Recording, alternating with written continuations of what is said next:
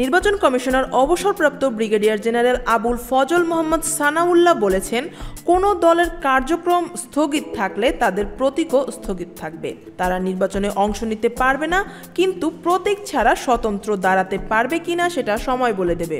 এর অর্থ এই যে আওয়ামী লীগের স্থগিতাদেশ যদি প্রত্যাহার না হয়, তবে আসন্ন ত্রয়োদশ জাতীয় সংসদ নির্বাচনে দলটি দলীয় প্রতীক ব্যবহার করতে পারবে না। যদিও কোনো দলের নাম সরাসরি উল্লেখ করা হয়নি, তবে তার বক্তব্য ঠিক কোন দিকে ইঙ্গিত করছে সেটা বেশ স্পষ্ট।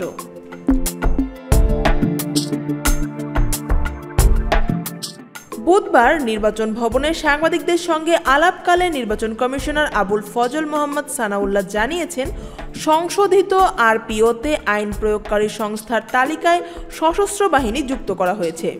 তিনি বলেন, জেলা নির্বাচন কর্মকর্তা ভোট কেন্দ্র স্থাপন করবেন, আর যারা আদালত কর্তৃক ফেরারি ঘোষিত হবেন তারা নির্বাচনে অংশ নিতে পারবেন না। এছাড়া যারা লাভজনক পদে আছেন বা সরকারি প্রতিষ্ঠানে 50% বা তার বেশি শেয়ার আছে, তারা নির্বাচনে অংশগ্রহণ করতে পারবেন না।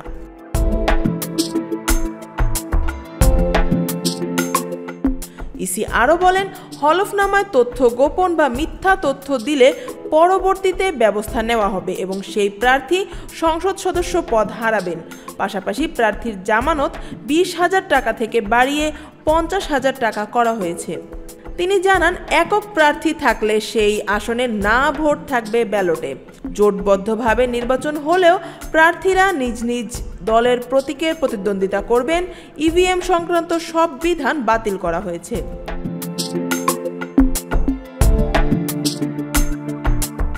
ইসি সানাউল্লাহ আরও বলেন, মিডিয়ার প্রতিনিধিরা ভোট গণনায় অংশ নিতে পারবেন।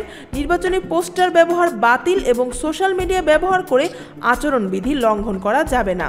এছাড়া কার্যক্রম নিষিদ্ধ কোনো দলের নিবন্ধন স্থগিত থাকবে এবং প্রতীক সংরক্ষিত থাকবে।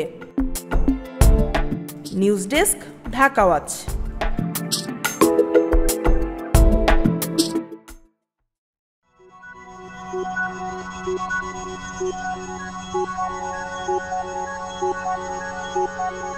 Thank you.